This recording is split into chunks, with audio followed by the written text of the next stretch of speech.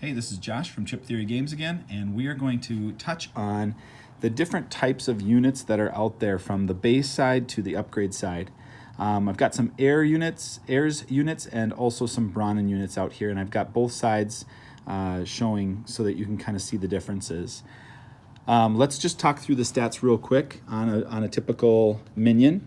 We've got a Humminger here with 3 health, 2 attack, 2 move, 2 command points required to deploy it, and 3 source that someone would gain if they last hit it. Then we have some area for a talent or talents, and that pretty much sums it up. You'll know if it's an upgraded chip by the little triangle above its name. So the upgraded side of this Humminger chip has a little tiny icon just barely peeking out. Now, one of the other things is that we bring that chip or the picture of the unit much closer in, so there's a subtle difference there. But likely we're gonna add a couple other obvious things like a gold, kind of a gold crest around the outside, or a gold border around the outside, to show that it's an upgraded unit.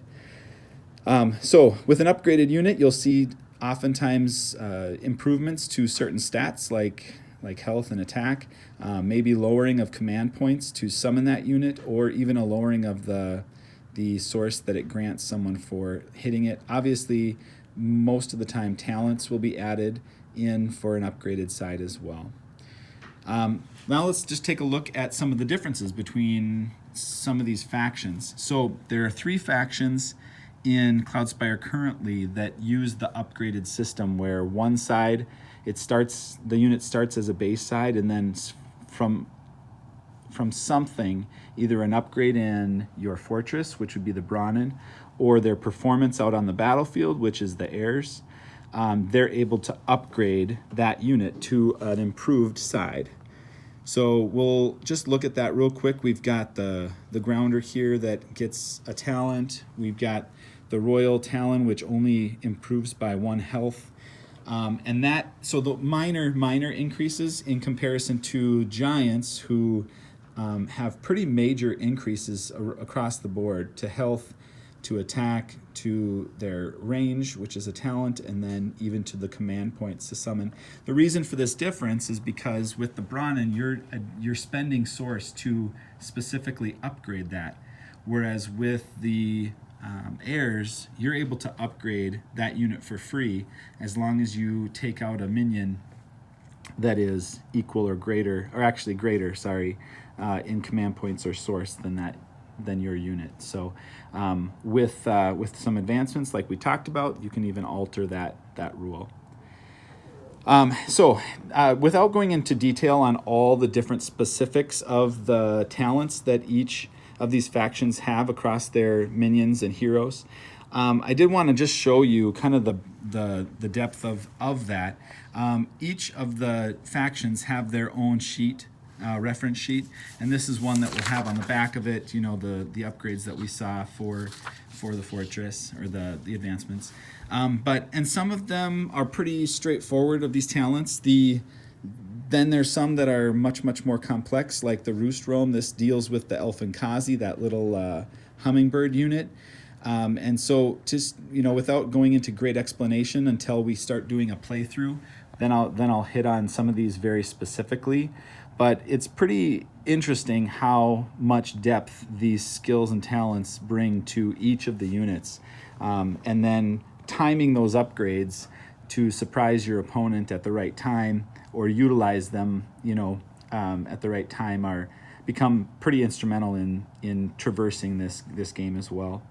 I would say that in terms of the complexity, it's for these skills, it's more on par with like our Hoplomachus games, with the types of talents that we have, what they can do, how they manipulate the board. A lot of that is very different, but it's on the same depth level as Hoplomachus, with a few exceptions here and there. That kind of covers the basics of the units, their skills, the stats that you'll see on a typical unit. And we will just look real quickly at a hero.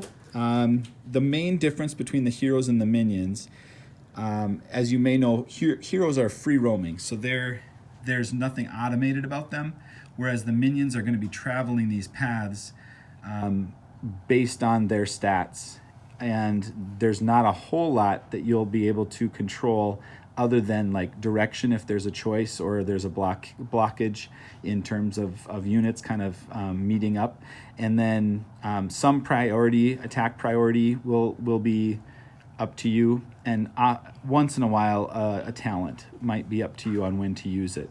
But otherwise the movement and attacking is all automated, whereas with a hero it's not. It's all up to you and at your discretion based on where you can go, and that is determined by those terrain icons just below the picture there on the right hand side. This one can go on mountain, forest, and path terrain, and so Cram is going to have a pretty easy time unless he runs into a lot of water traversing the map.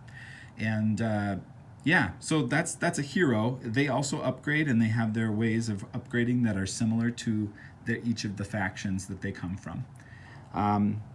Let's go into this more in depth when we start doing a run through of a clash between the heirs and the Brahmin. Thanks, everyone.